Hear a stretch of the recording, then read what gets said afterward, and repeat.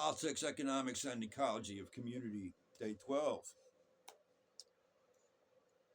Uh, Ownership or credit, co-op ownership or credit with companies that have grounded resource base.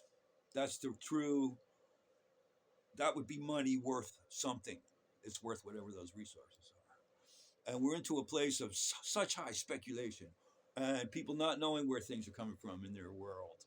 And that's the first thing that needs to be solved, I think, just for, I mean, there's a lot of motivation for each individual to do that in their own world. And you can make apps that make it easy. Where are you actually getting your thing? If, my friend Mick Wawa in Tanzania, I have people in Tasmania, my people I talk to, who are concerned about the planet.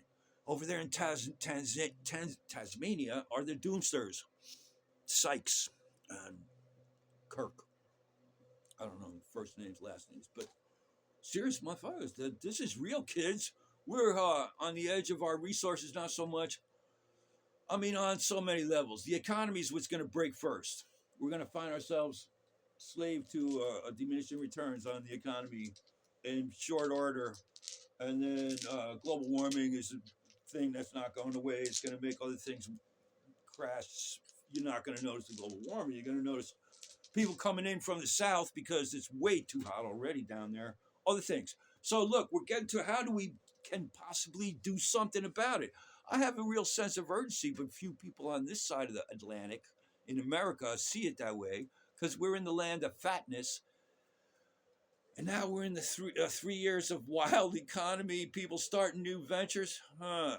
It happens to coincide with what I think is the last chance to try to come up with positive alternatives that really ground to whatever resources are left that haven't been monopolized by the current paradigm, which has us all pitted against each other, which incentivizes elite taking most of it.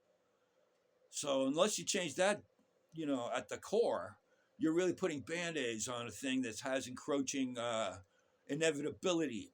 And the other alternative to that is government agencies that try to put a band-aid on that, except they're the ones that are first going to be corrupted by the very thing they're trying to contain. So there's a lot of different arguments contained in what I just said there, even to libertarians, to people from the left, progressive values about justice and opportunity and grounding and basic resources for all. You don't want to do it through government. That's a corruptible way to do it. But you can't, so you got to do it on the ground with real ventures and real projects. And some people want to profit off it because they're still untrustworthy. But other people understand that the more you cooperate with each other, it's better for all of the ones that are the participants. That doesn't mean you're giving your stuff away to everybody that just randomly comes by and you don't know if you can trust. But it does mean that you can have like a friendly weigh in and see how good they are, and everybody's got something to offer, and we're fundamentally, each of us, the meaning of why any of us are doing anything. And so you could design companies that respond to that reality, but you're in the context of competing to stay alive and pay taxes. So you have to handle the taxes thing. That's why I'm saying this sounds like a nonprofit venture, but the nonprofit puts you in even more of a death grip of the government and slows down what you could actually do, or and it'd be nice to pay people living wage, but if there isn't that much in the economy because it's being like more or less suppressed by the idea that you know what I'm saying, there's different ways to approach this, and one of them is to have a healthy economy that actually makes it available and possible for everyone to prosper like that. But I don't think you can do it in the context that we have now. I think it makes sense that it's possible if you're a member of a community network that has resources that everyone is keeping well within its range of thriving. That's riches. And so if you're a member of one of these companies, at least you want an exemption from living wage or such. If you can demonstrate, this is where you got to go. If you don't do it straight up, like you get to an economy that really offers what everybody needs directly, in the future, that's much more valuable than a bunch of cash that they don't even know where they're going to be able to get their food. So the thing is, we have some, and it's amazing to me that the Maha movement, even some people, I think it's true. I'm glad in a way Bobby Kennedy isn't the president, because so he can focus on making America healthy again and getting our soils back to health again, and that's where everything starts. I've had vision for a while that among a 17 by 18 matrix of projects and perhaps methods, the top one was food and health, both starting with each of us individually, then psychologically, and if you want to go spiritually, or just have that an extension of psychological. But the rest of that is community, where we fit in with a healthy ecology of community. So once that's understood as like where we want to go, I don't think that's difficult to really make a case for that. Um, and again, I'm trying. I don't want to put out an opinion piece. That's where my opinion piece would be. Like, we need to go towards community. Yeah, but what I want to deliver is a strategy document, and this is how we do it. And yes, there's definitely places where you're hoping and counting on certain things, but I think there's also the possibility that you can mathematically prove that if people pull their shit together intentionally and in a focused and resource grounded way with the resources we have left, which is 30% of that we could almost not just incentivize, but pretty much guarantee that people's values would be respected, because it would be hard to budge people from their integrity if they really grounded it. Now, how does that work in genuine strategy in the open market? It would look like community-based businesses stealing all the employees because of the great deals they would be getting as employees. But people would have to understand the different aspects of what a community-based business is. Probably more actual jobs spread out across different functions that they're networked with. It's one possibility. All these things evolve in the marketplace, so it's hard for me to envision all of it, but I could see them happening.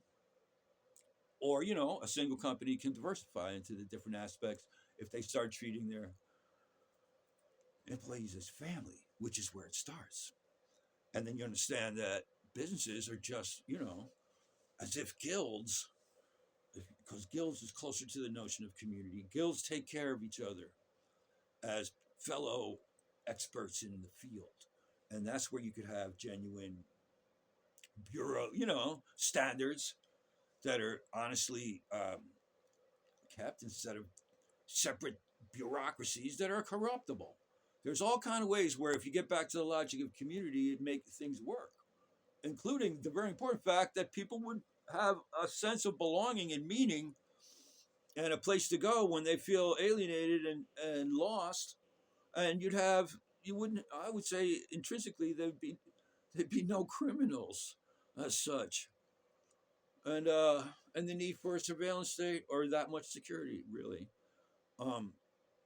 But getting back to how it could happen, the first proposal we have, the simplest money proposal we have, is hey, donation money, wherever that may come. I don't want to get into what is it, the irony that it comes from profiteering off the very industries that are creating the refugees, that now you want to donate to help them eat a little bit of something.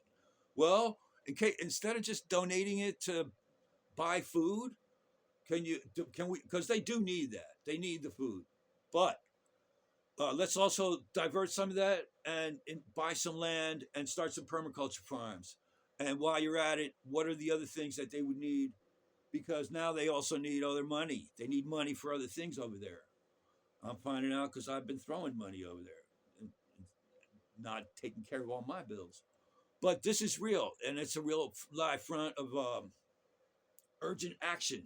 And we should take it that seriously on this side, because these 3 years with the Trump, I'm sorry, the Democrat Party was more like the totally corrupted, overreaching bureaucrat party. That's what it became. And I've really lost faith in them when the Clintons took over. I think Jerry Brown in '92 was still an idealist. It was at a time where the idealist went, but and then I dropped out of that, did Green Party for a while, and the Green Party got stupid because they got caught up in the finger pointing. I think still. My instinct was we needed to go libertarian green. I never called it that at the time, but the idea we had 3,000 people registered, we could be a green community. So now we could be libertarian socialists to an extent in terms of the economy and have it serve people more directly, but in a libertarian style by having businesses that are more responsible to the community. So I don't want to say socialist, libertarian, communitarian.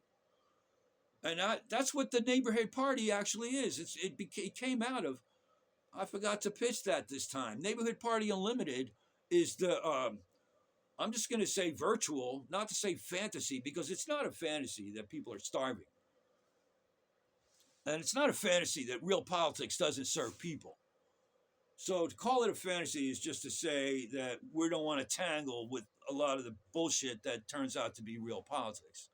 So just ignore real politics or just, hey, pay some lip service or do whatever you need. There are things that are crucial there and people that are taking care of that.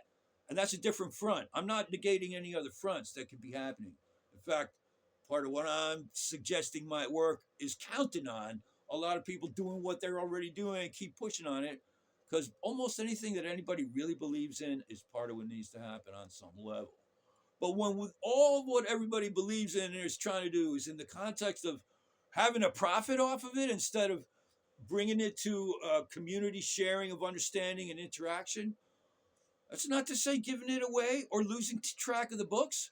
And incentives are built into the system in different ways, including covering people's time and energy, but in different ways, rather than the idea that we're profiting. And the idea of credit and interest and all that becomes something entirely almost, but organically, without finger pointing or stopping current activity that could retrofit into a new paradigm as it begins to evolve. Uh, in other words, it's all part of what's happening and is doable. Um, and needs to happen fast. So that sense of urgency on this side of the Atlantic, I say, applied to new ventures on the ground. I want to say get some capital, get some venture capitalists investing in the idea of grounding genuine resource. If you need the logic that this is the only real money to be had, folks, when it's actually connected to real resource, whatever logic it takes, and you start to build a network that grounds real resource and the logic of cooperation. And when you do that right, it incentivizes wise use, and wise production, which is what the doomsters are calling for, the degrowthers, I should say. And whether or not we get to that sufficiently in time to not stave off some of the other things that almost are built into what we've already set up, we would be, in any case, getting closer to a culture of working together and understanding how we do work together. But you know what? Here's what I want to still not get into the points I wanted to get to today. This is going to take a third video. And that is that we've got things on the ground we could be doing this year. Each of us. It needs to come to that. But from my side, from the instigators, the Intrepid Citizens Council, what I'm trying to lay out is a strategy document, but it's like, depending on who you are and what you've got to do, what your agency is, there's different perspectives to look at. So if you're an individual, here's a series of things you could be doing. If you're a company, here's a series of things you could be doing. If you're a nonprofit, here's a series of things you could be doing. And one thing we could all be doing is talking to each other more in terms of those people already on board. The idea of getting engaged in, no, you can't do that. So you sound like a socialist, all that. I don't even want to hear about it. So it's too bad. I know I'm jumping around all over the place. These are notes to myself. It's coming to a document that puts this out in simple terms so people don't have to be following me.